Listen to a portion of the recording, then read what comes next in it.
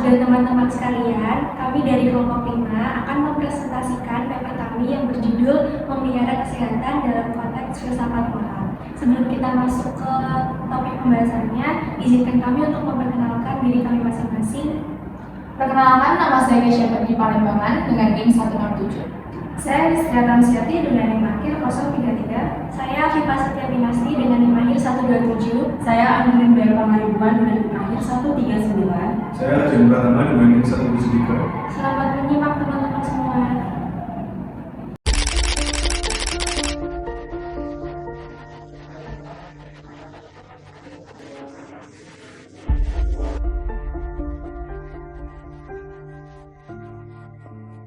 Di era modern, mahasiswa menghadapi gaya hidup yang serba cepat, kurang tidur, konsumsi makanan instan, dan jarang olahraga.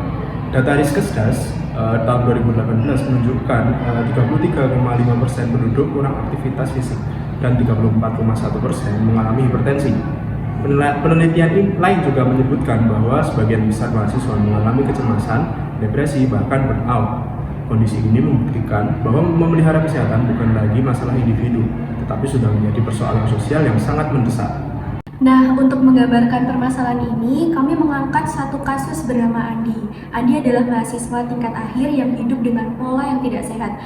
Dia itu begadang, minum minuman energi, dan makan tidak teratur. Kebiasaan itu akhirnya membuat ia jatuh pingsan saat presentasi proposal. Walaupun sudah diperingati oleh dokter, Andi ini masih mengabaikan kesehatannya, sampai akhirnya fisiknya benar-benar tidak kuat lagi. Ia tertinggal bimbingan dan orang tuanya sangat khawatir. Baru setelah itu, Andi sadar bahwa kesehatan bukan hal sepele. Ia pun mulai memperbaiki jadwal makan lebih teratur dan berolahraga. Hasilnya, kondisi fisik Andi dan mentalnya mulai membaik. Memelihara kesehatan adalah usaha menjaga kondisi fisik dan mental agar berfungsi optimal. Hal ini meliputi pola makan, tidur, olahraga, pengelolaan stres, dan kebiasaan sehari-hari. Menjaga kesehatan seharusnya dilakukan konsisten, bukan hanya ketika sakit atau tertekan oleh tugas. Tempat untuk memelihara kesehatan pun beragam, di rumah, di kampus, tempat kerja, hingga fasilitas kesehatan. Memelihara kesehatan bukan hanya tindakan medis, tetapi merupakan tindakan moral. Mengapa? Karena setiap manusia memiliki akal budi untuk menilai mana yang baik bagi dirinya. Tubuh adalah sarana untuk menjalankan tanggung jawab dengan belajar, bekerja, dan berelasi dengan orang lain. Jika kita merusak tubuh kita sendiri, kita juga merugikan orang lain yang bertanggung jawab dan peduli terhadap kita. Perilaku seperti tidur cukup, makan bergizi, dan mengelola stres adalah tindakan moral yang mendukung kebaikan. Sebaliknya, gaya hidup yang merusak tubuh dianggap tidak tepat secara moral. Kasus Andi dapat dinilai dari dua aspek. Yang pertama, subjektif. Andi tidak berniat merusak diri. Ia ingin menyelesaikan tugas, namun ia salah dalam memprioritaskan, sehingga tetap melakukan kebiasaan yang membahayakan kesehatan. Yang kedua, yaitu objektif. Pilihannya membawa banyak dampak buruk, kelelahan berat, gangguan lambung, pingsan, dan tertundanya perkuliahan. Orang tuanya pun ikut dirugikan secara emosional. Namun ketika Andi akhirnya memperbaiki kebiasaan, ia menunjukkan tanggung jawab moral yang baik. Secara keseluruhan, menjaga kesehatan adalah kewajiban moral setiap manusia.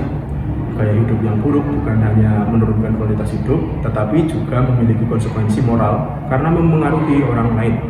Kasus Andi menunjukkan betapa pentingnya menyadari dan memperbaiki pola hidup sejak dini. Melalui penyusunan paper ini, kami sebagai mahasiswa menyadari bahwa menjaga kesehatan ternyata sangat berkaitan dengan kedewasaan moral. Kami sering tahu apa yang harus dilakukan, tidur cukup, makan teratur, tetapi tetap mengabaikannya. Kami belajar bahwa keputusan kecil sehari-hari memiliki konsekuensi moral yang nyata.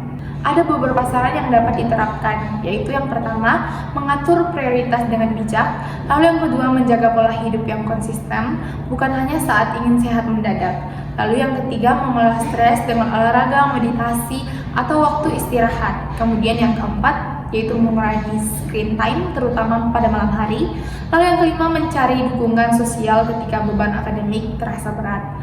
Dan yang terakhir adalah memandang kesehatan sebagai investasi jangka panjang kalian.